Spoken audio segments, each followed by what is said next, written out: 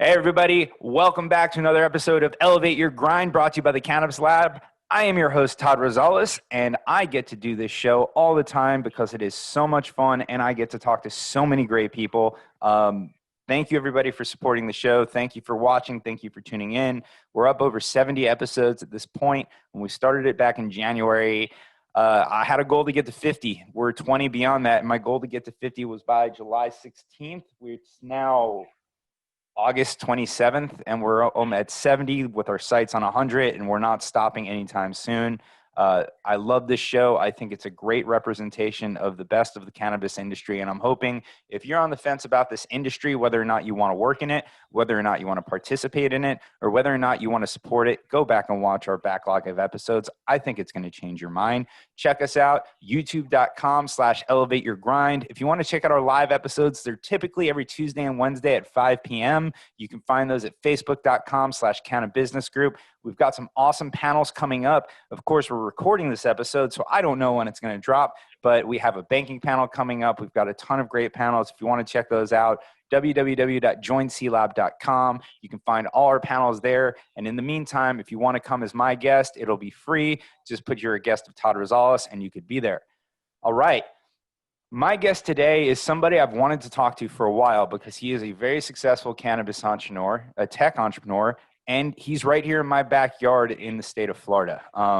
I would go into the city, but I feel like I put out where I live a lot. Not that I'm that famous yet, but I don't need too many stalkers. I don't know how to deal with stalkers. Actually, maybe it might be flattering. I don't know. But in the meantime, we were down here in South Florida. He operates in my backyard. And as far as cannabis software goes, I've talked to a lot of companies that are using different platforms. People love this platform. I won't say anything about the other ones, but people love this platform. They're glad it's around, and he's growing like wildfire. So without any further ado, please welcome my guest, a co-founder and CEO whose company is now ranked number 99 on the Inc. 5000, which brings me so much joy to see the amount of cannabis companies on that list. Jeffrey Harris, the co-founder and CEO of SpringBig. Jeff, thank you so much for joining me today. Thank you. I'm excited to be here. Look forward to chatting together. Dude, the pleasure is all mine. I'm enamored with what you've done because when I started looking into the cannabis space, it amazed me how many companies are actually located in the city where we live and that are being successful nationally. So I've watched a few of your episodes. SpringBig actually was not founded for the cannabis industry. It was a pivot that you guys made about 3 or so years ago. Talk to us about the original incarnation of SpringBig and kind of lead us into that moment where you decided to pivot. Yeah, sure. So before we started SpringBig, I started another company that designs and manages loyalty programs for retailers outside of cannabis. So companies like Party City, Claire's Accessories, Citibank, Chubb Insurance, etc. And we started that business in the late 90s. And around 2012, 2013, we started hiring a management team who was really focused on managing that business every day. That business is outside of Chicago. I had moved to Florida in the late 90s for personal reasons. And as I was getting less involved day to day in that business, I was looking for something else to get busy with and to get excitement from. So we decided to start SpringBig, which kind of dovetailed off of what I was doing with our business called Inte Q in Chicago, but we created it more as a software platform. So it was, if you think about the ice cream stores and the pizza shops and the hair salons and nail salons, when you go in, many times you see a tablet there and you can type your phone number in, you kind of get like a digital punch, and then you accumulate these punches, you can redeem them for free stuff, and then they get your phone number, the stores get your phone number, and they can market to you via text message and tell you about the promotions or the specials of the day or whatever the case may be. So we decided to launch that business as kind of like a small business loyalty platform, loyalty technology platform. And in 2014, we had some nice success. We got it up. We built the technology. We got it off the ground. We started selling it. We started getting some customers on it. And it was really exciting. We had some nice success. But then as time went on, we realized two things about the small business software market. One is the decision maker is always the owner, number one. And number two, the owner's not in the store that much, right? You know, they have employees that are servicing customers in the store all the time, but the owner may not be there all the time. In some cases they were, but in a lot of cases they weren't. And, you know, so getting to the owner was not as easy as we thought it would be. And the second issue that we were dealing with is that the amount that we could charge per month was ranging between $99 to $200 a month. So therefore, when we kind of started doing the math, we said, wow, you know, we're going to need thousands and thousands of these retailers to make this an exciting opportunity for us. So towards the middle end of 2016, we're deciding, okay, what are we going to do? We're going to keep going. Are we going to change? Are we going to pivot? And we had on our platform, unbeknownst to me, we had 2 medical dispensaries on the platform. And they were both spending over $1,000 a month each.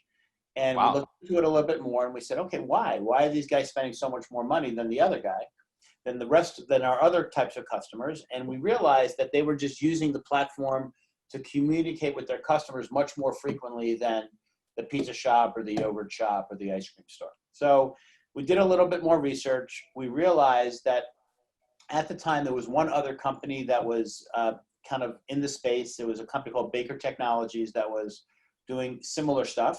And we, you know, had some friends who got into the industry and we talked to them to learn a little bit more about what we thought the opportunity was. And we came to the conclusion that there was a ton of opportunity. Even with someone already in the space, there was a ton of opportunity. There's always room for more than one player in an industry. So we made the decision to pivot to cannabis. So we left for Christmas break in 2016. We came back literally early January 2017, and we were all in on cannabis. We basically completely shifted the vertical that we were focusing on just to cannabis retailers, whether they're medical or recreational, didn't matter to us, and it still doesn't matter to us. And that really was obviously it was a great decision, right? You know, some of these decisions are well thought out, but they're still lucky.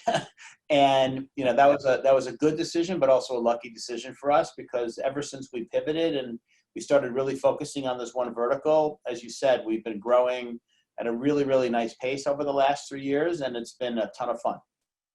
A really nice pace happens to be over 3,500%, but you know, we can just call it a nice pace, not an explosion of growth. But you know, I've noticed that you're humble, because you had said you guys were lucky to make this pivot and it worked out. I mean, listen, I read a lot of what you say. You put tons of great articles on your website. You're releasing them every 3 to 5 days, it seems, and they're very consultative, and I think they're great articles for anybody who's in the retail space to read. But I imagine there were some conversations looking, wait, look at these outliers. Okay, there's something there. We need to dig into that further. It's amazing to me. It just seems like a perfect fit, right? Because in the cannabis space, you can't market traditionally. So you can go out and find the best CMO that's ever lived, but their playbook doesn't work in this industry. They can't do programmatic Facebook buying. They can't do Instagram. They can't do any social media. Google ads don't work. The physical real estate that you can buy, whether it's out of home or bench ads or anything else, are extremely limited, right? Unless you're on the Vegas Strip and you can prove age, there aren't many options. Now, it's funny, I've gotten the opportunity to speak to a lot of people who work for you, and you've created an army of loyal people. But, you know, the one thing that I thought of is, this is a platform that the entire world, every industry is going to be on eventually. This is something that a lot of companies have worked towards, but it's not widely adopted yet. And I'm not sure why. I don't understand it. I came across a platform like this, I want to say 5-6 years ago, a company around the corner from you, 3CI Interactive, which is kind of similar. And I'm like, this is really cool. I haven't seen anything like it before. Fast forward, I think companies, maybe they're comfortable doing the channels they have. They understand them. They have relationships. But the cannabis industry can do it. So I think it's not only is it, you've proven it because people are adopting it, they're leveraging it, but the cannabis industry right now, to me, using SpringBig is the best proof of concept that you could have, that this is a phenomenal way to market, maintain customers, and build your business. I mean, everything you put out there is on organic growth. I mean, I've kind of just laid it out, and I want to see your view on that. Do you think this is where industry is going as a whole, and this is going to be the norm in the future? Yeah, I think so. And I think, well, right now, what makes what SpringBig does so special is that because we are integrated with so many of the industry's point of sales, and we're able to kind of absorb or suck in the data for our retail clients, that allows us to provide them with segmentation based on real information, right? Not based on what a customer says, but based on what a customer does. And when you have the ability to segment customers based on what a customer does, that's probably the best basis to communicate with them. So in terms of, if I want to communicate with customers based on how much they spend on an average trip to the store, or how often they're visiting the store, or how often they're not visiting the store, or what location they like to shop, or what time of day they like to shop. So all of that data we grab through the point of sale integration. And right now, the key method of communication is either SMS or MMS, so text message marketing, because that is allowed. You have the ability to make that happen and do it, and we do it very, very well. But ultimately, as this industry continues to evolve, and when it ultimately becomes federally legal, which it will be at some point in time, we don't know if that's next year or 3 years from now, that data is still going to be very valuable, because then I could not only send a message via text, I could also send a Facebook message, direct message via Facebook, or I could send a message via Instagram, right? There'll be all these other vehicles that are open for the retailers to use to send communication to their customer. But what's not going to change is that the data that we're compiling on their behalf and organizing on their behalf will now give them the ability to communicate more ways. So right now, text message marketing is definitely the way to go. It's a great way to market. It gets terrific response. Customers read those messages really quickly. They read them. But it's not the only way that we're going to be able to market. We will be able to market other ways as well as this industry continues to evolve. I think it's incredible, and I think you guys are so ahead of your time, but this industry needs it, right? There's no other way for them to market, and that's actually a good thing, because by putting these restrictions on the cannabis space, it's forcing them to think outside of the box. And going back, I truly believe that a platform like this is going to be standard amongst major retailers across the country, if it isn't already. I tend to do this very often. I do my research. I looked into everything you guys do. I've known the company. I'm a fan. For everybody who's watching this, let's give them a 30,000-foot overview of how SpringBig works. I know you've touched on it a little bit, but I have a very bad habit of just assuming everybody who's watching this show knows what I know already. Sure, yeah, no problem. So basically, SpringBig, we created a software platform. So just think about a B2B software platform, but our software platform does two main things. It allows a retailer to design and then execute a loyalty program directly with their customers. So every retailer, every one of our clients, we have about 700 or 700 plus clients today.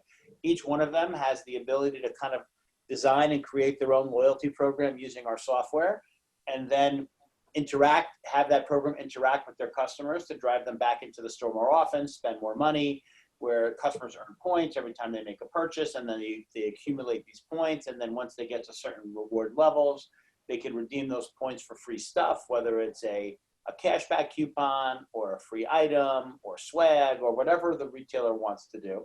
So one component of the platform is the creation and not only the management, but the ongoing communication between the store and the consumer regarding their loyalty program. Every customer gets their own unique loyalty program wallet. So think about a rewards wallet. So every customer can actually log into that wallet, see how many points they have, see how close they are to each reward. Retailers can offer customer special offers. There's a section in the wallet for offers. So you may get a message from somebody that says, hey, come in tomorrow, spend $50, get X. That offer is going to be placed into the customer's wallet so they can see it and they could redeem it. So they have that ability to communicate one-to-one with these customers on their rewards program. So loyalty is one piece. And then the second piece, as I said, because we're pulling in all this data from the point of sale, we created a messaging dashboard where all this data gets pulled in. We organize it and provide segments to the retailer. So the retailer can then be very smart about how they communicate and what they say to what groups of customers. And that's our campaign dashboard. And then the third piece, which is kind of like a messaging component as well, is we've created like 25 different automated trigger communications that automatically get sent out based on the information we're pulling in or not pulling in from the point of sale. So the best example would be, a store, let's assume it's Rise here in Deerfield Beach. They haven't seen me in 2 weeks.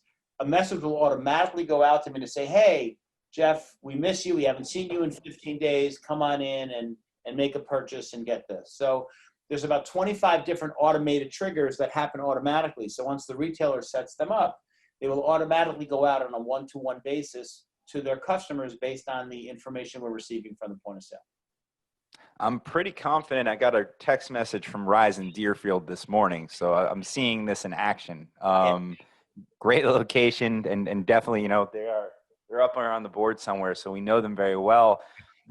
I look at this platform, and it brings in components from so many of the successful other platforms in technology, components from things like HubSpot, programmatic buying through like Google Ads, right? Being able to segment and everything else. But I imagine that there was a lot of evolution to get to this point. So in 2017, when you guys decided to pivot into cannabis, what was the strategy? Were you going to these dispensaries with the tablet program still?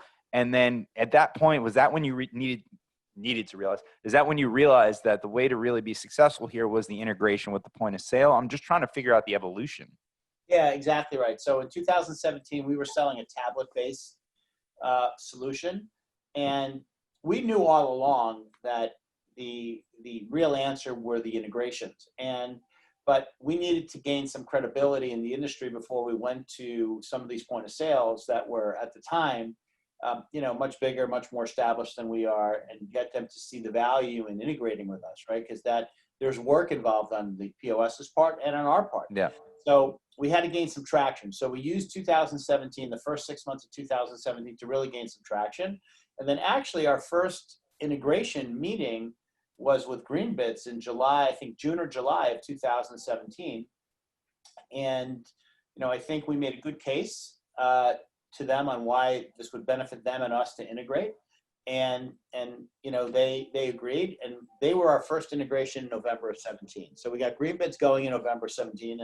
And as we know, like sometimes it just takes one partnership that basically opens up the doors for others. And so now we're at the point, fast forward 3 years, we're integrated probably with 17, 18 point of sales.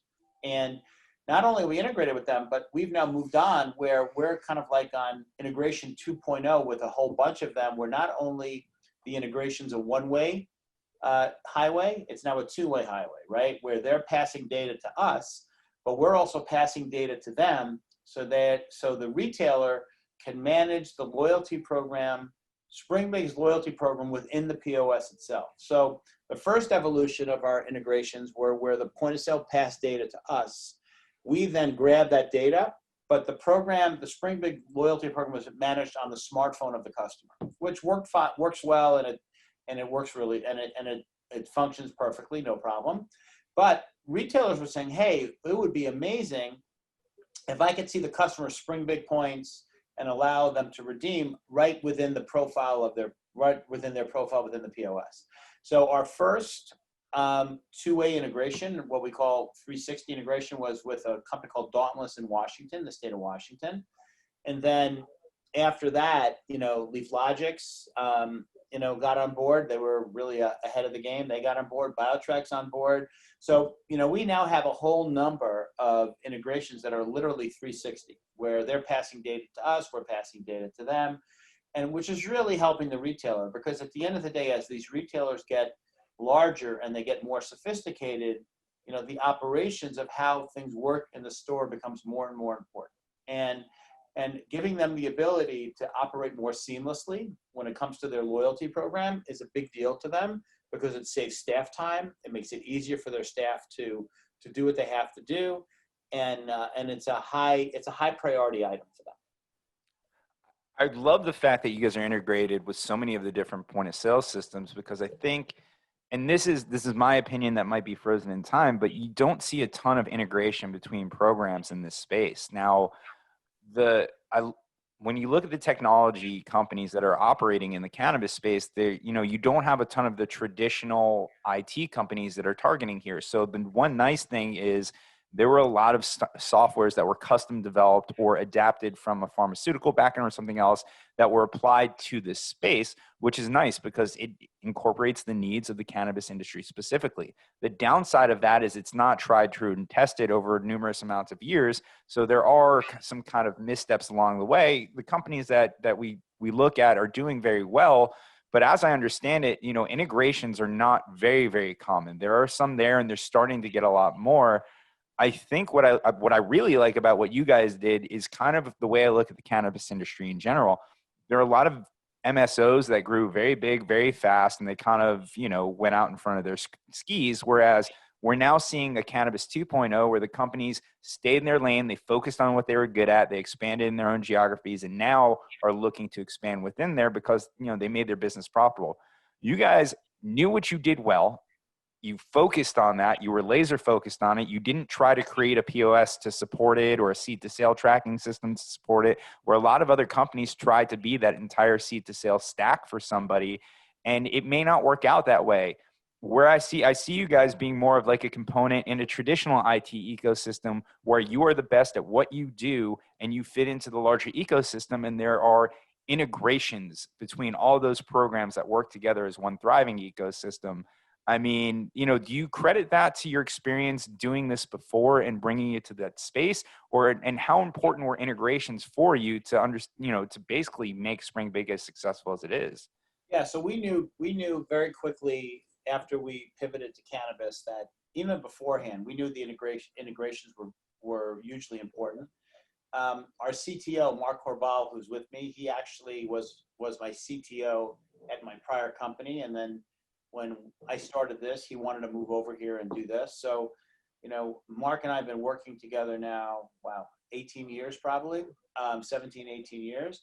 And in our other business, we knew how important integrations were, right? Because, when you're working with these larger retailers, you need to be able to pull their data in real time to be able to grab it, calculate points, communicate with customers, communicate with the retailer about what's happening. So we had a very firm and good understanding of what and how to do integrations, what they mean, why they're important, etc. So when we came into SpringBig, we already had that advantage because we already had known how important they are and how to get them done. One of the points of difference that we have compared to other companies in the space is, listen, Mark's been doing integrations for 20 years, right? So we know how to do integrations really, really well. We know how to create the APIs that are necessary. We know how to direct our engineering staff. So it's easier for us to get it done. And usually, not always, but usually, our integrations are probably of a higher quality because, they're definitely at a higher quality than some of our competition, just because we really know how to do them very, very well. To your point about staying in our lane, yeah, that comes from our experience in my prior company too, right? You can't be great at everything. And if you're going to try to do too many things, you're not going to be good at anything. And so we made the decision early on to stay very focused in what we really knew how to do, really try to build our business through, the areas that we really understand. And it's worked out for us because we also don't get, we don't compete with point of sales. We don't compete with e-commerce companies, right? We're partners with them. We work together with them to help the retailer be more and more successful. So I think I think our path, I'm very comfortable with the path that we took. There are other companies that take a wider path. They try to do 6 or 7 or 8 things. They think that, retailers are going to get more excited about, oh, you can go to one guy and get all these things versus having to go to 2 or 3. But ultimately, that only works if your software really works. And usually it doesn't. No, I couldn't agree with you more. And obviously those decisions have helped lead to you guys being on the, I got a weird question. So you're number 99 on the Inc. 5000. Isn't that considered the Inc. 500 at this point? Yeah, I was like, man, I was blown away.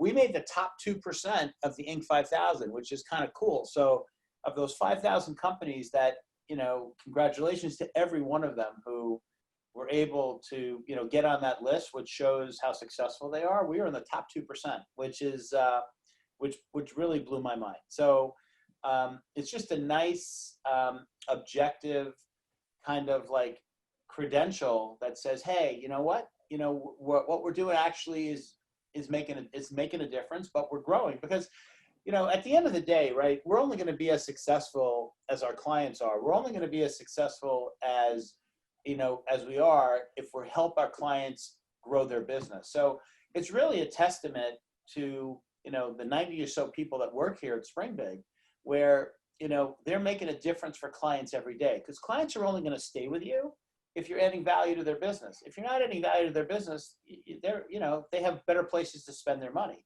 So it's really a testament to all the people that are here that are making a difference for our clients, which result in our ability to grow. And that's really the way we see it. I want to dig into the client success that you've had in just a second, because you have a bunch of great case studies on your website that I want to talk about. And I think these numbers are incredible. But one more question about the Inc. 5000. Has that led to more cold calls of people trying to sell you guys stuff? Oh yeah, it's for sure.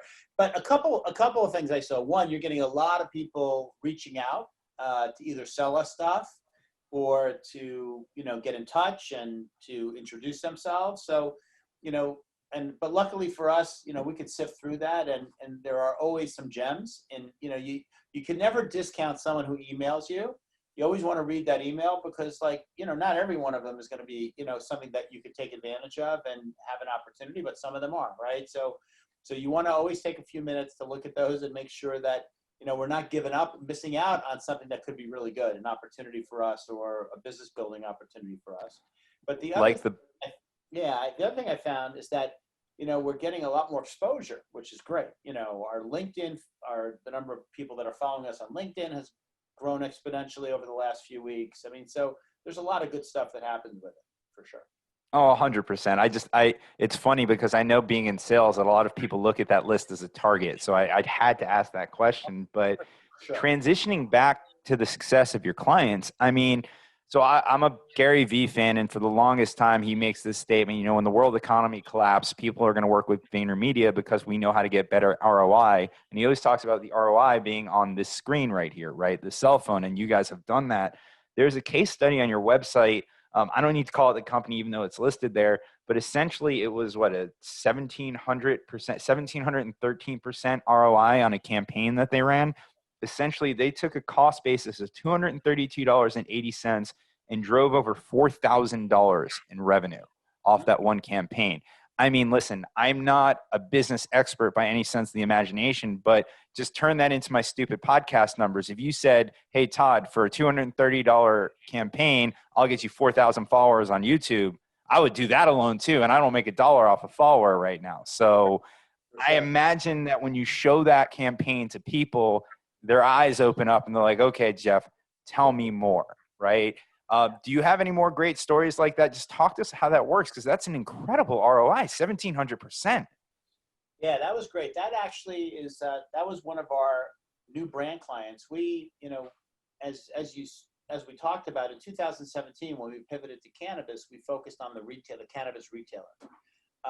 But in March of this year, we introduced our second marketing software platform for brands. And the brand platform, it's a pretty simple, story, but basically what's happening in our industry is you have brands that are trying to figure out how do they get their message directly to the consumer. And they have a very difficult time, for all the reasons that you mentioned at the beginning of the podcast. They have a very difficult time of leveraging technology to get their message directly to the consumer. They can't use Facebook. They can't use Instagram. It's very difficult for them to do. Then you have the retailer, who right now is bearing the brunt of the marketing expense to get customers to come into the store, which differs from non-cannabis, right? Because if you think about grocery stores, or you think about all of the different industries, brands do a lot of advertising that drive customers into a retailer who spends money on those brands. But that's not the case here in cannabis. Most of the money being spent to drive customers into a retailer are spent by the retailer. So retailers also said to us, they said, hey, can you help us figure out how to reduce our marketing expense, because we're spending more and more. It works, but it's more and more costly every month. Brands were saying, hey, can you help us figure out how to get to the consumer? So a light bulb went off. I wish I could say it was my idea. It wasn't my idea. It was some other much smarter guys here than me. Basically said, you know what, why don't we put together a platform for brands where they could serve up multimedia images, MMS images, to retailers that sell their product. And then the retailer, the next time the retailer logged on to their campaign dashboard, on the panel, the right panel of their dashboard, they would see ads from brands that the brands want them to include in their next text message. So I see you're wearing a PAX shirt. So PAX is a client. We'll use PAX as the example, and then we'll go back to your ROI. So PAX will say, you know what? I want to run, and we actually have a case study of this. So PAX wanted to run a campaign with Medicine Man in Denver, Colorado. And PAX went ahead and served up content, the image, to Medicine Man. Then the next time, this was for a 710 promotion, Medicine Man, which makes a lot of sense. Medicine Man then saw it, grabbed that ad, created a message to all their customers promoting PAX products, and that message went out to the customer. So the benefit was, so PAX paid for the right to get their message directly to the Medicine Man consumers, and Medicine Man's benefit was they got that message for free because PAX, they were using PAX's image, and PAX was actually funding that message. So everyone's winning here, right? So PAX is winning because they're getting their message to thousands and thousands of Medicine Man customers. And Medicine Man's winning because they were probably going to promote that, something like that anyway, because it's 710, it makes sense to promote that type of product. And they didn't have to pay for that message. So they got that message for free. So we're now building, we think we have about 35 brands that are participating in this brand platform, growing all the time. We have more and more retailers participating. I believe within a year, our brands platform is going to be bigger than our retail platform. So to the point that you mentioned, right? So that was one of the brands, that 1,700% ROI was a brand that marketed their product through a retailer to the customer. And they spent $232 obviously on that campaign. And then they saw, because we get all the POS data, we could tell the brand of exactly how many units of their product were sold during that campaign. And that's how we arrived at the 1,700%. So that brand is continually to use us. They love this platform because, think about how hard it is for a brand to build up their own customer database. It's so hard, and it's long, and it's lengthy. But yet the retailers already have these databases. We have about 22 million consumers on SpringBig's database as a result of all the retailers that are participating and using our platform.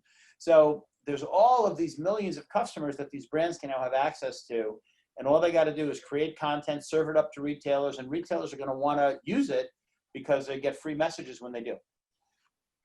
I love the entire ecosystem that you built there, because as someone who would be a marketing director or working at these programs, to go back and see the ROI of all the campaigns that they've run, figure out what works better, what doesn't work good, the time of year something works and everything else, that's invaluable data that is not always afforded to you in traditional advertising, right? Print media, outdoor advertising, with the exception of maybe internet and seeing click-throughs, there's not a ton where you can attribute a direct ROI. And brands, like you said, it's a really interesting thing that they have going on, because they spend all this time creating this image and creating this look and feel to their brand. But now, before this, it was really on the dispensary to extend that look and feel and that ecosystem or culture of the brand through their own marketing and get it out there. I mean, I come related.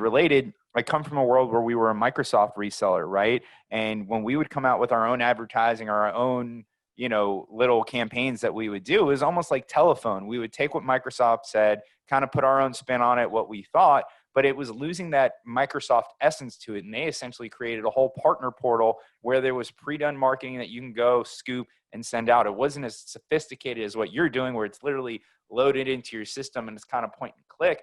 But I imagine, like you said, this is a win-win-win all the way around. The brands get to keep their ownership. They get to have somewhat of a direct relationship with their end clients. It strengthens the partnership with the retailer that they have. I'm sure the retailer loves it because it's less work on them now. They don't have to be, okay, we have a sale on PAX.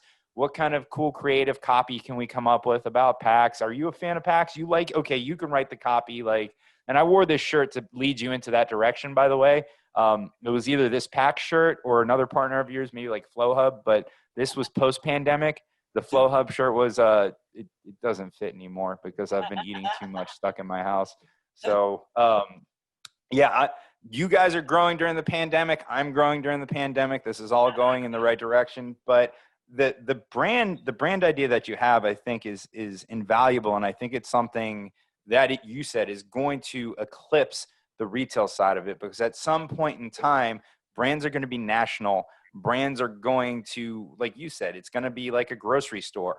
You don't look at the Publix advertisement to buy Lay's potato chips. You see the Lay's potato chips ad, and then you go to Publix to buy it. What you guys done, you've recreated that in the cannabis space where it was backwards. And the more and more that you normalize it, you guys are providing traditional business tools, BI, all these metrics and everything that a traditional business would use to the cannabis space, and you're normalizing it. And that's why I love your company, right? Anyone that is taking the cannabis industry and making it better and making it more mainstream, to me, is incredible in this space. I had another question. So you guys probably get a lot of insight into the different cannabis markets across the country. Some of them are very early on, some of them are a lot more mature. They all kind of operate differently. What would you say, without picking your favorite child, is the market where you guys get the most thoughts and ideas from, and kind of shapes the way that SpringBig moves in order to bring that to the rest of the country? Yeah, so it's a great question. So we get a lot of great ideas, from our clients. We have a big presence in the state of Washington. We get a lot of great ideas in the state of Washington. We find, kind of like Washingtonians in general are very tech savvy. They also have a kind of clear idea of what they're looking for. So we get it, so I would, not to generalize too much, but we get it a lot from clients in Washington. And then we also get it, we get it from clients all over. We get it from some of our larger clients that are in multiple states and that, are bringing on really good experienced people that are saying, hey, did you think about including this in your platform or adding this feature? And it's very interesting. So we have this kind of combination of our product development team that's always working on creating new features that our clients may not know they need yet or want yet until we put them out there. And then we balance that with receiving, requests from clients, because as you grow and as you have more and more clients, clients expect you to, give them what they're looking for, right? So it's also important for us to listen. We listen a lot, and we provide clients, we add in features that they find important. And most of the time, clients are right. Meaning, if it's going to work for client A, it's going to work for client B, C, D, and E. And, so we have a combination of both. But our client success managers, which are the people here at SpringBig that are responsible for managing customer relationships, they know to keep a keen ear out for what clients are suggesting. We have forums for them to bring those ideas to the group, and then we kind of sift through those ideas, and a lot of those ideas we implement. Very cool. I have another question that's more on the tech side. So hopefully the little nerd talk that we're about to have here doesn't lose all of our viewers, but I have a technology background, so I'm really curious about this, right? We look at the cannabis industry, and there's the adult use side and there's the medical side, right? And there are rules and regulations and compliance that the whole industry needs to meet. You guys are dealing with a lot of data, a lot of personal information data. And especially on the medical side, are there levels of compliance that you have to manage to?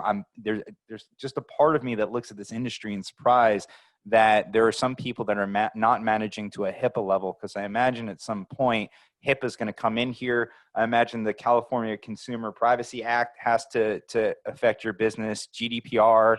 I don't think New York came out with their Privacy Act, but they're working on one as well. How important is data security to you guys? And are these some of the compliances that you have to manage to? Yeah. So if, we obviously have to take that unbelievably seriously and make sure that every one of our clients' data is 100% protected. Listen, we get a data breach, we're out of business. It's that simple.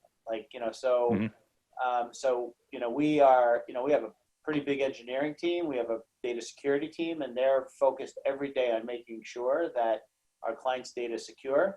To your point about HIPAA, we're actually in the process now of getting HIPAA compliance now. We expect to have HIPAA compliance by October, so we're going through that process now. And you're right, regarding California data privacy, we had to make some changes to adapt to some of the changing rules that California had. But yeah, so we're going to be HIPAA compliant by the end of October.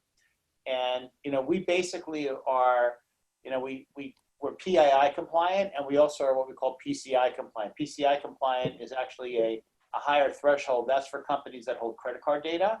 And there's a whole set of data security measures that are required when you hold credit card data. We do not hold any credit card data, but yet we abide by those rules and regulations to make sure that, we are doing everything we can that's humanly possible and machine possible to keep our clients' data safe. Well, luckily, knock on wood, we've done a good job doing that. That's awesome. So you have the joy of being in the highly regulated industry of cannabis, as well as all the regulations you have to deal with in tech. Apparently, you don't like easy jobs. You like doing them as hard as they possibly can be. But I think that's why you're as successful as you are. The last thing I want to ask you before we let you go, because you are the CEO of a major company and, you've got new lists and new awards to accomplish. You guys have you've seen explosive growth over the past few years. You're growing very large. Like I said, I've had the opportunity to talk to a lot of people within SpringBig. A lot of them come down to the C-Lab events.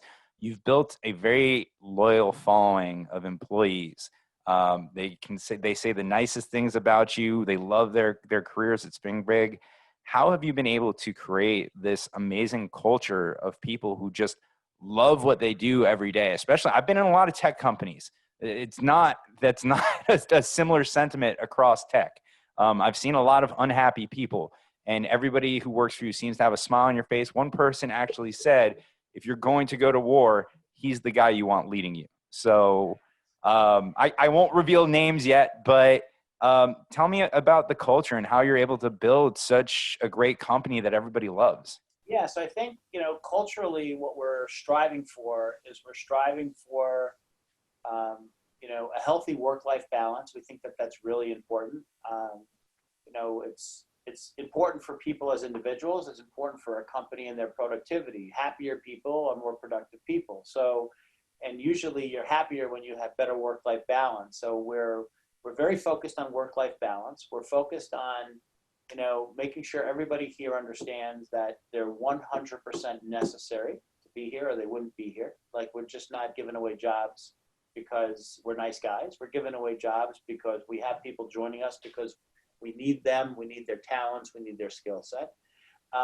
We look to hire adults. And, what I mean by that is we expect people to come in, get trained, understand their role, understand their job, and do the job to their best of their ability. All we ask is that somebody comes in and has positive intent and does the job to the best that they can do. And we believe that if they do that, they're going to work out great and they're going to help the company be successful. So now with that as a culture, we then move to the process of, okay, who do you bring into this company, right? So we have an interviewing process that's pretty rigorous. We probably have people on average meet with 8 people at the company, and it's a combination of interviewing for skills, but more so interviewing for culture. That person likes this kind of culture, and we think this person's going to fit well with that culture. And I think, to your point, I think the reason why we have so many happy people is we're pretty careful about who we invite to join us, right? We want to invite people to join us that we feel are going to be successful here and are going to be happy here. And if you're careful on the front end, you're going to be much more successful with people being happy. My management style is, I think we have to set the agenda of what we want to do. I've said it a few times in this podcast. I mean it sincerely. The people that are working here do so many of the things we need to get done better than me, as an example, and better than a lot of people, right? So we want to give them the room and the ability to do their jobs well, to grow, to learn, and to be successful. And I think if you hire right, you give people the room to do what they're brought here to do, I think and you make sure that there's balance, because, people could lose sight of balance. If you have those things in place, I think you're going to have a positive culture. That's very cool. And I actually lied to you. I have one more question. And this, unlike the way that you manage SpringBig, this podcast has no agenda. And this is actually probably the most chronological episode we've ever had that makes sense in order. Typically, I would jump back and forth between your history, just whatever pops in my head. but we're in a unique time in history right now. We're in the middle of a global pandemic, and I imagine that my computer, your computer going off there, but I imagine that retailers that are using SpringBig right now are kind of in a unique advantage. You know, we're at a place where we can't go. In most places, you really can't physically go into the dispensary. That warm dispensary experience does not exist right now. I can tell you, when I go out to California or Colorado or somewhere where it's an adult use, I'll spend 45 minutes to an hour in a dispensary. The bud tenders hate me because I'm going to talk their ear off because I love it. It's one of my favorite pastimes. But I can tell you, being down here in Florida, I still enjoyed going to the dispensaries. But since this all started, it's pure, what can I find online, place an order, and let it bring to me. So that experience, I'm not interacting with a bud tender. There's no one giving me advice.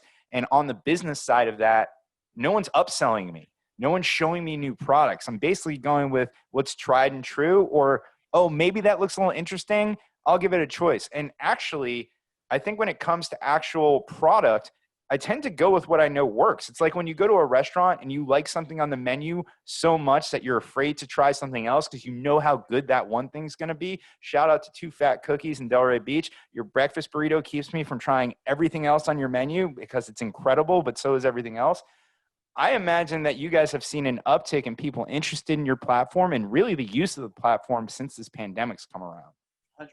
I mean, you know, there's a couple different dynamics going on. So with existing clients, for sure, you're getting a lot more usage from existing clients. New clients, there was a period of time there, probably in March and April, where new business slowed down a little bit, obviously, because people were there were other things that they were prioritizing over a new technology system. That picked up again in May. Then, believe it or not, in June, when, I think a lot of areas in our country were starting to deal with, protests and things that resulted from those protests. I think that also slowed things down a little bit. So you have kind of like this dichotomy of, yes, existing customers and new customers that get onboarded, they're using the platform, more seriously and to a level that we haven't seen before, because to your point, it's a great way to communicate with clients. But listen, this is not a perfect time, right? You have a lot of people, although our office is open, we have a lot of people more comfortable working from home, which is 100% perfectly okay. You miss out a little bit on the collaboration. I mean, although, knock on wood, our guys are being very, very productive, but I think there's something that we miss out on. I think you miss out a little bit when you're starting new businesses like our brand business. The ability to travel, conferences, meet people, that's missing. So you have to figure out other creative ways to get that done. But all in all, I have to say we feel extremely lucky. We've been growing through this whole period of time. Every month we've seen sales growth month over month, which is great. We're seeing client growth. Like, I think this month alone, I think so far we've added 25 new clients to SpringBig, which is great. So there's a lot to be thankful for, but I don't want to say that it's not without its challenges. There are even though our clients are deemed essential businesses, there are a lot of challenges that we're dealing with, but knock on wood, we've had a good run. Well, I think that you guys are going to be a part of whatever this virtual cannabis ecosystem is for the immediate future. But I love seeing what you guys do. I've loved seeing the evolution. I've enjoyed learning more about the platform, and I'm excited to really dive into it and really ingrain myself in it. Thank you so much for doing the show. Before we let you go, we got to let you get all the promotions out. I'm going to endorse you for something. He puts out a ton of great blogs on the SpringBig website. Go read them. They talk about building customer loyalty programs. You had mentioned a customer referral competition, which if any of you MMTCs are listening in Florida, do that. I'm going to win. I want to bring more people into the space. I love this space. I'm very passionate about it. But Jeff, I'll throw it to you. Where can we find all your information, websites, social media, personal appearances, where you eat breakfast, what's your favorite Starbucks? There you go. So obviously come visit us at springbig.com, and then we're obviously on LinkedIn. Just search us under SpringBig, and same with Instagram as well. Just search us under SpringBig. And in terms of, if you're a brand out there, you're a retailer out there, and you're looking to learn more how we might be able to help you, feel free to email me directly, Jeffrey@springbig.com. We'd be more than happy to help you, or go online to our website, and then you could find how to connect with us there too. But again, I really appreciate the opportunity to do the show with you. I think it's great. The questions were great, and the conversation was awesome. Thank you. Dude, I had a blast having this conversation with you. We're about 15 minutes from each other right now, so hopefully we'll get to do this in person sometime soon. Maybe it'll be over a 2 Fat Cookies burrito. We'll see. But thank you again for doing this show. It was a pleasure. Thank you to everybody at home. This has been another episode of Elevate Your Grind. Go check out our YouTube page, youtube.com/elevateyourgrind. All of our best episodes are there, and we will see you next time.